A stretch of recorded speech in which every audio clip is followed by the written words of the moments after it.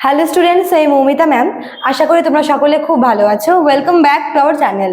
আজকে আমি তোমাদের বর্ধমান ইউনিভার্সিটির ফার্স্ট সেমিস্টার মেজর পলিটিক্যাল সায়েন্সের পেপার 1 এর সিলেবাস নিয়ে আলোচনা করব, ঠিক আছে? বর্ধমান ইউনিভার্সিটির ফার্স্ট সেমিস্টারের মেজর পলিটিক্যাল সায়েন্সের পেপার 1 এর সিলেবাস। তো সিলেবাসে তোমাদের একটু লেন্দি বলে আমি তোমাদের দুটো পার্টে আলোচনা করব। এখানে তোমাদের দেওয়া আছে হচ্ছে পার্ট 1, ঠিক আছে? এখানে তোমাদের আমি মাত্র 3টা ইউনিট নিয়ে আলোচনা করব।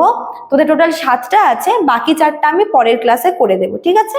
তার আগে শুরু করার আগে বলে রাখি, যারা আমাদের কাছে অনলাইনে পড়তে চাও এই সেমিস্টারটা, তারা এখানে দেওয়ার নাম্বার দুটোর মধ্যে কোনো একটা নাম্বারে আমাদের সঙ্গে যোগাযোগ করে নিতে পারো। এই নাম্বার দুটো হচ্ছে আমাদের সেন্টারের হেল্পলাইন নাম্বার। একটা নাম্বার হচ্ছে 7076398606, আর একটা হচ্ছে 6295916282, ঠিক আছে? আচ্ছা, তো দেখো তাহলে তোমাদের সিলেবাসে কি কি দেওয়া আছে। তো ফার্স্টে তোমাদের ইউনিট 1 আছে হচ্ছে এনশিয়েন্ট গ্রিক পলিটিক্যাল থট, গ্রিকের, ঠিক আছে? এনশিয়েন্ট সময় মানে প্রাচীন গ্রিকের যে পলিটিক্যাল থট বা রাষ্ট্রচিন্তা। তো এখান থেকে তোমাদের কি কি পড়তে হবে, এটা তোমাদের হচ্ছে হেডলাইনটা, ঠিক আছে? Ancient Greek political thought.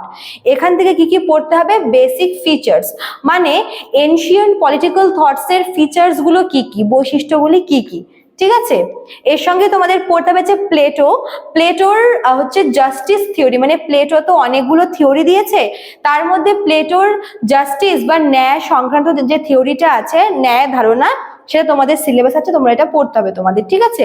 আর দেখো কি আছে, অ্যারিস্টটল, ইনিও একজন দার্শনিক।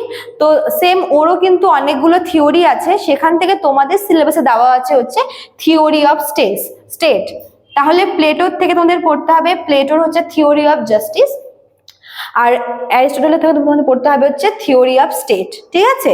Basic features Plato, Aristotle. প্লেটোর হচ্ছে থিওরি অফ জাস্টিস আর এর হচ্ছে থিওরি অফ স্টেট। আচ্ছা, এবার দেখো ইউনিট 2 এ কি আছে। 1টা ছিল তোমাদের হচ্ছে এনশিয়েন্ট পলিটিক্যাল থটের উপরে, ইউনিট 2 হচ্ছে তোমাদের মিডিয়েভাল মানে মধ্যযুগের যে গ্রিকের আর কি রাষ্ট্রচিন্তা সম্পর্কে। এখান থেকে তোমাদের শুধুমাত্র পড়তে হবে মেন ফিচার্স গুলো, ঠিক আছে? মানে এখান থেকে মিডিয়েভাল গ্রিকের যে পলিটিক্যাল থটস, এখান থেকে তোমাদের পড়তে হবে শুধুমাত্র বেসিক ফিচার্স গুলো। এখান থেকে আর এক্সট্রা কোনো ফিলসফারের কোনো বা কোনো আর কি রাজনীতিবিদের কোনো থিওরি এখানে দেয়নি। তারপর দেখো ইউনিট 3, এখানে তোমাদের দেওয়া আছে ম্যাকিয়াভেলি অ্যান্ড দ্য রেনেসাস, ঠিক আছে? ম্যাকিয়াভেলি একজন দার্শনিক, এবং সেই সঙ্গে রেনেসাস মানে রেনেসাসের সময় কোন কোন পরিবর্তন এসেছিল, এগুলো তোমাদের এখান থেকে পড়তে হবে হচ্ছে concept of power.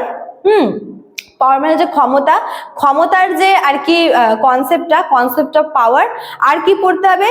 Secularisation of পলিটিক্সে বা রাজনীতিতে মানে ধর্মনিরপেক্ষ যে ব্যাপারটা, সেটা, ঠিক আছে? এটা তোমাদের হচ্ছে ইউনিট 3 তে রয়েছে। আমি আরো একবার বলে দিচ্ছি। ফার্স্ট তোমাদের আছে ইউনিট 1, এখানে তোমাদের পড়তে হবে এনশিয়েন্ট গ্রিক পলিটিক্যাল থট। এখান থেকে রয়েছে হচ্ছে এর এনশিয়েন্ট গ্রিক পলিটিক্যাল থটের বেসিক ফিচার্স গুলো। আর প্লেটোর থেকে পড়তে হবে হচ্ছে প্লেটোর থিওরি অফ জাস্টিস, আর হচ্ছে থিওরি অফ স্টেট আছে হচ্ছে বাই অ্যারিস্টটল। ইউনিট 2 এ আছে হচ্ছে মিডিয়েভাল পলিটিক্যাল থটে তোমাদের পড়তে হবে হচ্ছে এর শুধুমাত্র মেন ফিচার্স গুলো। আর ইউনিট 3 তে আছে হচ্ছে ম্যাকিয়াভেলি আর হচ্ছে রেনেসাস। ম্যাকিয়াভেলিতে কি কি আছে? কনসেপ্ট অফ পাওয়ার, ক্ষমতার ধারণাটা, এবং সেই সাথে পলিটিক্সে সেকুলারাইজেশন মানে যেটাকে বলা হচ্ছে ধর্মনিরপেক্ষতা, ঠিক আছে? এই 3টা ইউনিট তোমাদের আমি পার্ট 1 এ দিলাম। নেক্সট ক্লাস আমাদের পার্ট 2টা নিয়ে আলোচনা করব। তো অনেকটা লেন্দি বলে তোমাদের আমাকে পার্ট করে ভাগ করতে হচ্ছে, ঠিক আছে? চলো, তো আজকে এতটুকুই থাকলো। আর যারা ভাবছো আমাদের কাছে পড়বে, তারা কিন্তু এই নাম্বারগুলোর মধ্যে কোনো একটা নাম্বারে আমাদের সঙ্গে যোগাযোগ করে নিতে পারো, ঠিক আছে? চলো, আজকে এতটুকুই থাকলো। দেখা হচ্ছে নেক্সট ক্লাসে। Thank you.